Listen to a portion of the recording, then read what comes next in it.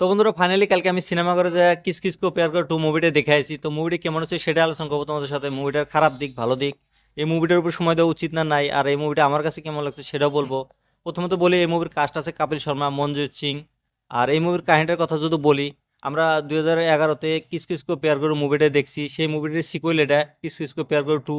তো এই মুভির কাহিনীটা আর প্রথম মুভির কাহিনীটা বেশি একটা ডিফারেন্স না, খালি সম্পূর্ণ মুভিটা সেম।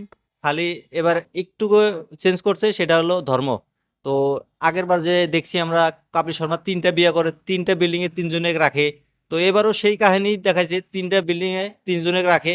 এবার বিয়েটা এরম ভাবে করছে, যেখানে যেখানে বিয়ে করতে যায় তার গার্লফ্রেন্ডকে, সেখানে ধরে অন্য মেয়েদের সাথে বিয়ে করা দেয়। তো এবার 3টা ধর্মর মেয়ের সাথে 3টা বিয়ে হয়, যেরকম একটা হিন্দু, একটা মুসলিম আর একটা খ্রিস্টান। তো 3 ধর্মের সাথে 3 জনের বিয়ে হয়। তো তা করে একটা বিল্ডিং এর ভিতরে রাখে। যেরকম আমরা আগের মুভিতে দেখছি, বরুণ শর্মাকে রাখছিল কপিল শর্মার সাথে। তো এবার কিন্তু বরুণ শর্মা নাই, এবার তার বদলে মনজিৎ সিং আছে।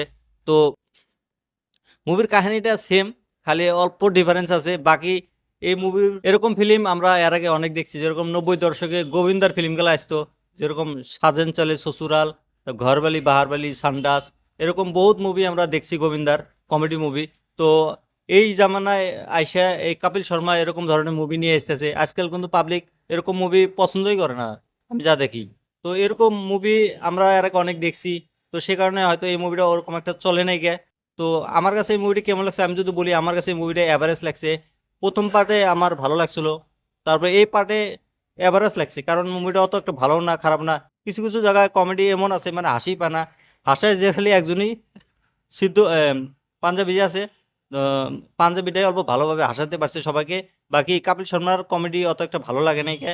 বহু জায়গাতে ইমোশনাল সিন আছে, কিন্তু সেগুলা সিন কানেক্ট হয় না।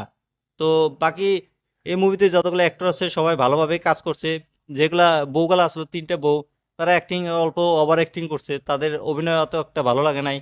তো বাকি সব মিলে কমেডি ছিল, কিন্তু ওরকম একটা ইম্প্যাক্ট ফেলতে পারে নাই মানুষের উপরে। তো তোমরা যদি এই মুভিটি দেখো না এখনো, তোমরা যাই সিনেমা করে যাই এই মুভিটি দেখতে পারো। এই সিনেমার গানগুলোর কথা যদি বলি, গানগুলা ভালো আছে। তো আরেকটা গান আছে হানি সিং এর, গানের কোনো লিরিক্সই নাই, মানে লিরিক্সে কি লেখছে না লেখছে ভগবান জানে। বাকি আমার কাছে ওই গানটাও তো একটা ভালো লাগে নাই। তোমরা যদি মুভিটা দেখো নাই, দেখো, দেখে আমাকে কমেন্ট করো মুভিটা তোমাদের কাছে কেমন লাগছে। বাকি আমার এই রিভিউটা তোমাদের কাছে কেমন লাগছে সেটাও কমেন্ট করে জানিয়ে দিও। আর আমার ইউটিউব চ্যানেলটা সাবস্ক্রাইব করে দিও।